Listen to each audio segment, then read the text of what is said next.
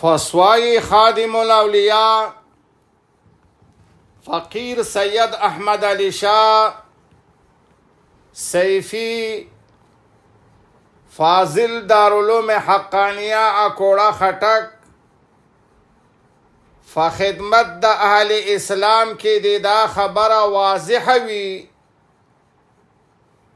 چې د بزرگانو لاسونه او خپې ښکلول یو داسې ښه او غوره کار دی چې د نبی کریم علیه افضل الصلاة والتسلیم نه او د خلفاء راشدینو د اهل بیتو د اصحاب کرامو رضوان الله تعالی علیهم اجمعین د مفسرین کرامو محدثین عظام د فقهاء او د اولیاء ذو الاحترام علیهم الرحمن ثابت دی.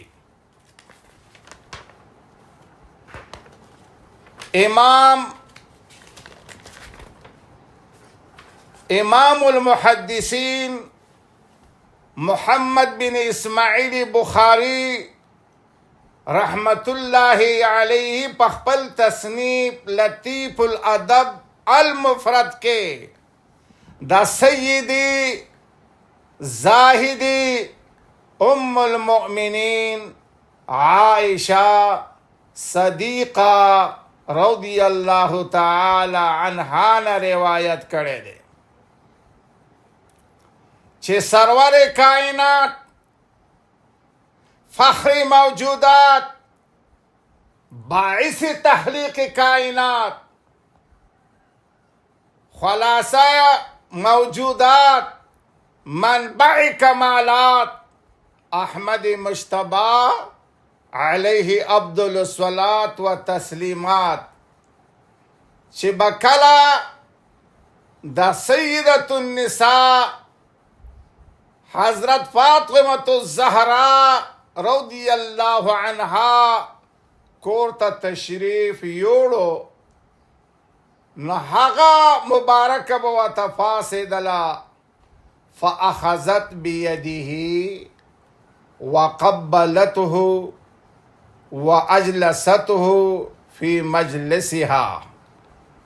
نو د حضور علیہ الصلوۃ والسلام لاس مبارک بیونی ول اخکل بکرلا او پخپل زیبای کیناو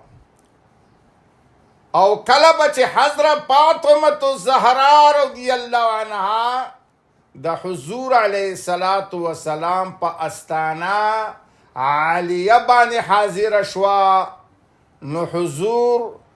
فر نور علی نور صلی الله علیه وسلم بوتا پاسیدا واخذ بيدها وقبلها واجلسها فی مجلسه او داغی مبارک لاس بی ونیول او خپل بیکرلا او پخپل زی مبارک باندې بی کینولا.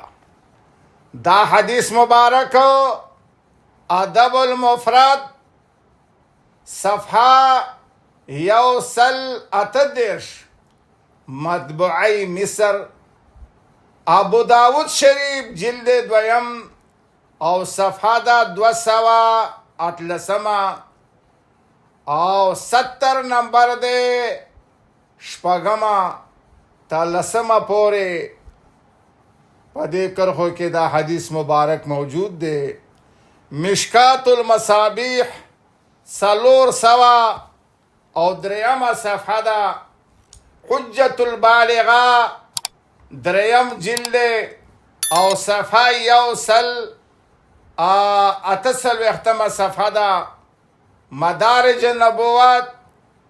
پارسی جلد دویم او صفحه چه دانا 1522 او شیخ عبدالحق محدث دهلوی رحمت الله تعالی علیه راغسته دی. دویم دلیل دا ده چې حضرت عبدالله بن عمر رضی الله عنه فرمائی چې فقبلنا یداه منگا د رسول الله صلی الله علیه وسلم لاس مبارک کول کړل. دا حدیث مبارک ابو داود شریف جلد دویم صفحه چې د 213 الادب المفرد کې یو سل درسل وختما کتاب الاذکار امام نووي رحمت الله تعالی علیه 204 صفحه کې دا راغستی دي. نو معلومه دا شولا چې لاسونه ښکلول دا شرک نه دی، دا بدعت نه دی، دا حرام نه دی، او چې څوک دې ته بدعت وای او څوک دې ته شرک وای او دې ته څوک حرام وای نه دا فتوا دیو په صحابه کرامو باندې ولګوله، دا فتوا دیو په محدثین حضراتو باندې ولګوله او دغه خلق د اسلام د دائره نه بهر دي. حضرت دا دریم نمبر دلیل مزیدۃ العبدی رضی الله عنه فرمائی چې حضرت اشبح رضی الله عنه روانو چې په بارگاه نبوی صلی الله علیه وسلم کې حاضر شو، حتی اخذ بید النبی صلی الله علیه وسلم فقبلها، تردی چې اغوی د نبی پاک صلی الله علیه و آله وسلم لاس مبارک ونیول او ښکل کړل.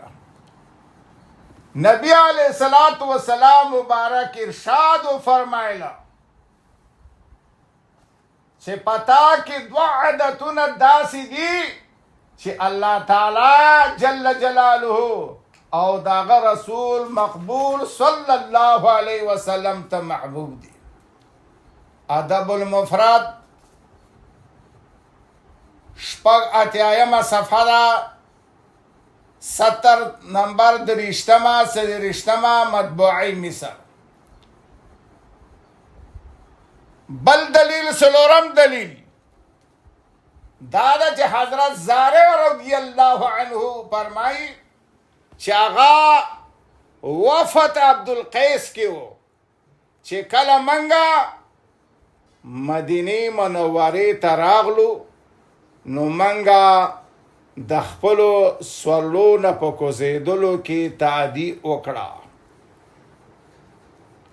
وکړه نو منگا د شهنشاه عرب وعجم صلی الله علیه وسلم مبارک لاسونه او خپې ښکل کړلې. دا حدیث مبارک ابو داود شریف کې دی او ابو داود شریف دویم جلد او صفحه 213 صفحه ده. مشکات المصابیح 400 او دویمه صفحه ده. کتاب الاذکار کې امام نووي رحمت الله علیه دا راغستی دی 204 صفحه ده.